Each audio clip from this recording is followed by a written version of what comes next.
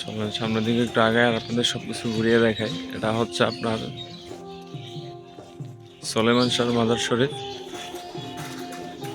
এটা হচ্ছে কুষ্টিয়ায় অবস্থিত। এদিকে যে ঘরগুলো দেখতে পাচ্ছেন এগুলো সব আস্থান এখানকার, যারা আসে আশেখান আছে, যারা ভক্ত আছে তারা এখানে থাকে।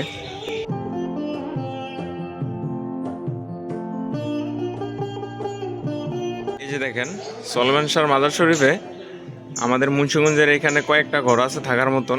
এখানে যারা আসে তারা এখানে আইসা রেস্ট নেয় একটু। এই যে এখানে লেখা আছে মিলন ব্যাপারী, থানা মুন্সিগঞ্জ। এই যে এই মাজারের একটা ভালো একটা দিক দেখলাম, এখানে আপনার সেজদা করা নিষেধ। এই যে এই লেখাটা আছে, এই লেখাটার মধ্যে লেখা আছে যে এইখানে মাজারে সেজদা করা নিষেধ। এটা হচ্ছে হযরত সলেমান শাহ মাজার শরীফ। আর চৈত্র মাসে যেটা 27-28-29 3 দিন মেলা হয়। ওটা হলো চৈত্র মাসে বাংলা তারিখ, আর ও, এই আশ্বিন মাসেরও বাংলা তারিখ 12ই আশ্বিন। এর আগে থেকে শুরু। 12ই আশ্বিন। এই আশ্বিন মাসে এটা কয় দিনের মেলা হয়? এটা ধরো আমার কাছে মেলা দিন, আমার কাছে 5-6 দিন। পরিবেশটা খুবই সুন্দর এদিকে। আর এটা হচ্ছে লিচু বাগান। এটা হচ্ছে আপনার নদীর পাড়ে। এইখান থেকে কিন্তু আবার রূপপুর পারমাণবিক বিদ্যুৎ কেন্দ্র দেখা যায়। ওই যে দেখা যাচ্ছে, এটাই হচ্ছে রূপপুর পারমাণবিক বিদ্যুৎ কেন্দ্র। আমরা লালন শাহ আইসা এখানে আবার চিন্তা করলাম যে এখানে আসি। এই যে সবাই ভাই ব্রাদার এখানে রেস্ট নিতেছে, দেখেন আপনারা একটু। ওই যে সবাই বসে রয়েছে এখানে। আসসালামু আলাইকুম এভরিওয়ান, কি অবস্থা, সবাই কেমন আছেন? আশা করি সবাই ভালো আছেন। আলহামদুলিল্লাহ আমিও বেশ ভালো আছি। তো চলেন আমি আপনাদের আজকে এই রূপপুর পারমাণবিক বিদ্যুৎ কেন্দ্রের পাশেই সলেমান শাহ চিশতি রহমতুল্লাহ আলাইহির দরবার শরীফ ঘুরিয়ে দেখাবো আজকের এই ভিডিওতে। আর তার জীবন কাহিনী তুলে ধরার চেষ্টা করব আপনাদের মাঝে। এইখান থেকে কিন্তু আবার রূপপুর পারমাণবিক বিদ্যুৎ কেন্দ্র দেখা যায়। এই যে আমি যদি আপনাদের একটু দেখাই, একটু ওই যে খেয়াল করেন, এইখান থেকে ওই যে দেখা যাইতেছে, এখান থেকে আপনার রূপপুর পারমাণবিক বিদ্যুৎ কেন্দ্র দেখা যায়। আর এইখান থেকেই কিন্তু আবার লালন শাহ সেতু দেখা যায়। আমরা আসছিলাম লালন শাহর মাজারে, তো ওইখান থেকে আবার আমরা এখানে চলে আসছি। ফকির লালন শাহর মাজার থেকে কিন্তু এইখানে আপনার দূরত্ব হচ্ছে 37 কিলোমিটার। বেশি একটা দূর না, মাত্র 37 কিলোমিটার রাস্তা পাড়ি দিতে হবে আপনাদের এই সলেমান চিশতি রহমাতুল্লাহর মাজারে আসতে হলে। তিনি কিন্তু মুসলিম ধর্মের একজন গুরুত্বপূর্ণ একজন পীর ছিলেন। এই যে এটা হচ্ছে সলেমান শাহ চিশতি রহমতুল্লাহ আলাইহির দরবার শরীফে ঢোকার প্রথম গেট। এটাই হচ্ছে মেন গেট। তো আমি আপনাদের এখানে সবকিছু ঘুরিয়ে দেখাবো এবং সলেমান চিশতির রহমতুল্লাহ আলাইহির কিছু ইতিহাস তুলে ধরার চেষ্টা করব। এই যে সামনে যে বাইকগুলো দেখতে পাচ্ছেন, দুইটা বাইক, এরা কিন্তু আমাদের এই ভাই বেড়াদের আমাদের এই ট্যুর পার্টনার ছিলেন। আমরা আসছিলাম প্রথমে ফকির লালন শাহর মাজারে, তো ওইখান থেকে আবার আমরা 37 কিলোমিটার পথ পাড়ি দিয়ে চলে আসলাম এই সলেমান চিশতি রহমতুল্লাহের মাজার শরীফে। পুরো ক্লান্ত ভাই ব্রাদার এনো। এই যে সবাই এনে রেস্ট নিতেছে। চলেন পুরো মাজারটা আপনাদের ঘুরিয়ে দেখাই। এটা হচ্ছে সলেমান শাহ মাজার শরীফ। এই সলেমান চিশতি রহমতুল্লাহ আলী মাজার শরীফ হচ্ছে, এটা হচ্ছে কুষ্টিয়া জেলায় অবস্থিত। গোলাপনগর হচ্ছে উপজেলা। এটা হচ্ছে আপনার গোলাপনগরে পড়েছে। এই সলেমান চিশতি রহমতুল্লাহ আলাহি কিন্তু একজন মুসলিম ছিলেন। উনি কিন্তু মুসলিম ধর্মের জন্য খুবই গুরুত্বপূর্ণ একজন মানুষ ছিলেন। উনি মারা যায় 1971 সালে। যুদ্ধকালীন সময় পাকিস্তানি হানাদার বাহিনীর গুলিতে গুলিবিদ্ধ হয়ে মৃত্যুবরণ করেন তিনি। তারপর থেকে এখানে মাজার তৈরি করা হয়। আমরা মেনে তো আসছিলাম লালন শাহ মাজারে, তো ওইখান থেকে চিন্তা করলাম যে এত কাছাকাছি আইসা এখানে না আসলে বিষয়টা একটু অন্যরকম লাগে। তো কাছাকাছি আইসা যদি এখানে না আসি এখানকার ইতিহাস জানা হইব না। তো এই কারণে আমরা আবার এখানেও চলে আসলাম আপনাদের মাঝে ইতিহাস তুলে ধরার জন্য। এই যে সামনে আশেপাশে যে ঘরগুলো দেখতে পাচ্ছেন, এগুলা কিন্তু এই মাজারের আন্ডারেই এই ঘরগুলো। তার লাখো ভক্তরা যখন আসে এই মাজারে, সবাই এখানে অবস্থান করে। এই যে এটা হচ্ছে হযরত বাবা সুলাইমান শাহ চিশতি রহমতুল্লাহ দরবার শরীফ জামে মসজিদ। এই যে দেখেন এখানকার লোকেশন, আর এখানে আপনারা কিভাবে আসবেন এখানে এই যে সম্পূর্ণ দেওয়া আছে। সুলাইমান শাহ চিশতি রহমতুল্লাহ আলাইহির মাজার শরীফ। হযরত সুলাইমান শাহ চিশতি রহমতুল্লাহ আলী কিন্তু একজন আধ্যাত্মিক সাধক ছিলেন। তিনি চিশতিয়া তরিকার একজন পীর ছিলেন। আধ্যাত্মিক জাগরণ ও সাধনা তার শৈশব থেকেই ছিলেন। আধ্যাত্মিক জাগরণ এবং চিশতিয়া তরিকায় দীক্ষা ও খেলাফত প্রাপ্তি তার জীবনের গুরুত্বপূর্ণ অংশ ছিলেন। মানব সেবা ও ইসলাম প্রচারে তিনি সমাজ সংস্কার ও ইসলাম প্রচারে তিনি গুরুত্বপূর্ণ ভূমিকা পালন করেন। চলেন এখন আমি আপনাদের তার জীবনের অলৌকিক ঘটনা বলি। তার জীবনে অনেক অলৌকিক ঘটনা ও কেরামত রয়েছেন। অলৌকিক ক্ষমতা ছিল যা ভক্তদের দ্বারা বর্ণিত হয়। মুক্তিযুদ্ধে তার আত্মত্যাগ। 1971 সালে তিনি ও তার 8 জন সহচর পাক হানাদার বাহিনীর হাতে শহীদ হন। এখানে একটা আকর্ষণীয় গেট রয়েছে। চলুন আমরা একটু এই গেট দিয়ে বের হয়ে দেখি যে বাইরের ভিউটা কীরকম, কি আছে এখানে দেখার মতন। এখানেও বেশ জায়গাটা সুন্দর। প্রতি বছর এইখানে উরুস হয়। চৈত্র মাসের 27, 28 ও 29 তারিখে উরুস অনুষ্ঠিত হয়, যেখানে দেশ বিদেশের লাখ লাখ মানুষ নিয়ে ধর্ম বর্ণ নির্বিশেষে অংশগ্রহণ করেন। ঠিক এই জায়গায় এই সব জায়গাগুলোর মধ্যেই লাখো লাখো মানুষ আইসা এইখানে অংশগ্রহণ করেন এবং রাত্রি যাপন করেন। কেউ থাকে কিংবা অনেকে চলেও যায় রাতে এইখান থেকে। যারা দূর থেকে আসে সবাই এই ঘরগুলোর মধ্যে রাত্রি যাপন করেন। 64 জেলার থেকেও এইখানে লোক আসে। 64 জেলা বাদেও অনেক দেশের থেকেও এইখানে লোক আসে। এদিকে যে ঘরগুলো দেখতে পাচ্ছেন এগুলো সব আস্থান এখানকার। যারা আসে আশেখান আছে, যারা ভক্ত আছে তারা এখানে থাকে। আসে এখানে এক এক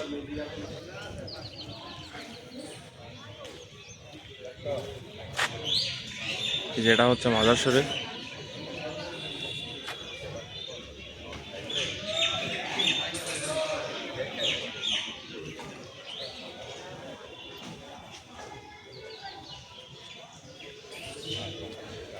চলেন, আমি একা আসি নেই, আমার ভাই ভাইদের আসছে সাথে, তো তারা একটু রেস্ট নিতেছে। এই যে এই মাজারের একটা ভালো একটা দিক দেখলাম, এইখানে আপনার সেজদা করা নিষেধ। এই যে এই লেখাটা আছে, এই লেখাটার মধ্যে লেখা আছে যে এইখানে মাজারে সেজদা করা নিষেধ। এটা 3টা বাইকে আসছিলাম মেনত কুষ্টিয়াতে আমরা লালন শাহর মাজারে। কিন্তু আমরা লালন শাহ আইসা এখানে আবার চিন্তা করলাম যে এইখানে আসি। এই যে সবাই ভাই ব্রাদার এখানে রেস্ট নিতেছে, দেখেন আপনারা একটু। ওই যে সবাই বসে রয়েছে এখানে। এই জায়গায় বছরে কয়বার মেলা হয়? 2বার মেলা হয়। কোন কোন মাসে? আশ্বিন মাসে আর হইলো তোমার হইলো চৈত্র মাসে। আশ্বিন মাসে আর চৈত্র মাসে। কয় তারিখে হয় এটা? এটা হইলো 12ই আশ্বিন, এটা হইলো মেলার তারিখ। হ্যাঁ। এখান থেকে মেলা শুরু। আর চৈত্র মাসে হইলো খাতা কলমে লেখা আছে 27, 28, 29 মেলার তারিখই দিয়া। আর চৈত্র মাসে যেটা 27, 28, 29। 27, 28, 29-এ 3 দিন মেলা হয়। হ্যাঁ, ওটা হলো চৈত্র মাসে বাংলা তারিখ। আর ও, এই আশ্বিন মাসেরও বাংলা তারিখ 12ই আশ্বিন। এটা আগে থেকে শুরু। 12ই আশ্বিন। এই আশ্বিন মাসে এটা কয় দিনের মেলা হয়?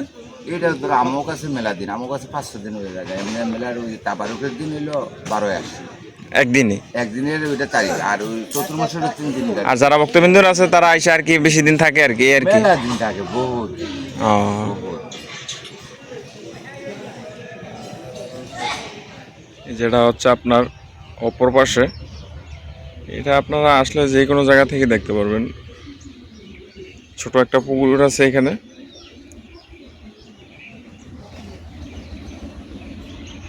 এই যে দেখেন সলমান শাহর মাজার শরীফে আমাদের মুন্সিগঞ্জের এখানে কয়েকটা ঘর আছে থাকার মতন। এখানে যারা আসে তারা এখানে আইসা রেস্ট টেস্ট নেয় একটু। এই যে এখানে লেখা আছে মিলন ব্যাপারী, থানা মুন্সিগঞ্জ। আর এই যে এই দিকে লেখা আছে সিরাজ শিকদার, থানা মুন্সিগঞ্জ। এই যেটা হচ্ছে আপনার মিরপুর, ঢাকার। তো এদিকে আপনারা অনেকেই আছে। এই যে এটা হচ্ছে আর একটা মুন্সিগঞ্জের। আমি আপনাদের দেখাই মাজার শরীফটা এখান থেকে।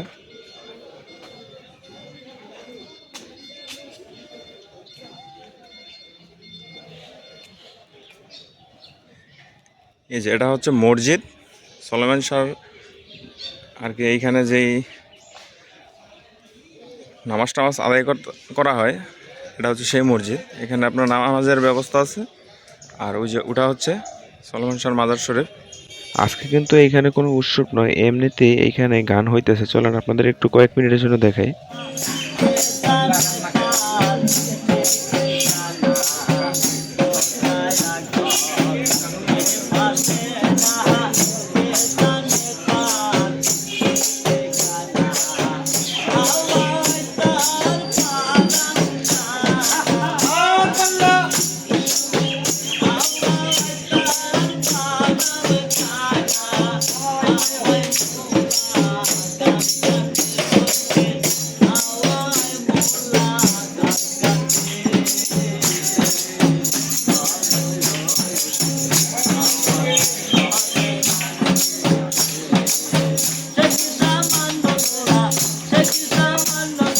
যে এই বাসটাও লালন শাহ আইছিল, লালন শাহ থেকে পরে আমাদের মুন্সিগঞ্জ থেকে এখন আবার সলমান শাহর মাজার শরীফ আইছে।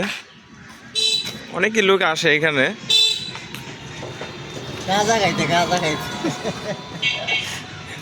যারা গাজার কোয়ালিটি আছে তারা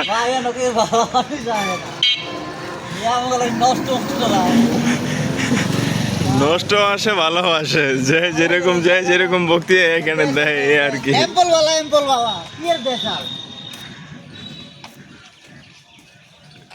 যে ওইদিকে আবার একটু ভিড়, একটু পাহাড়ের মতন, জায়গাটা উঁচু, আসলে জায়গাটা ওইদিকে একটু পাহাড়ের মতন। ওই যে দেখায়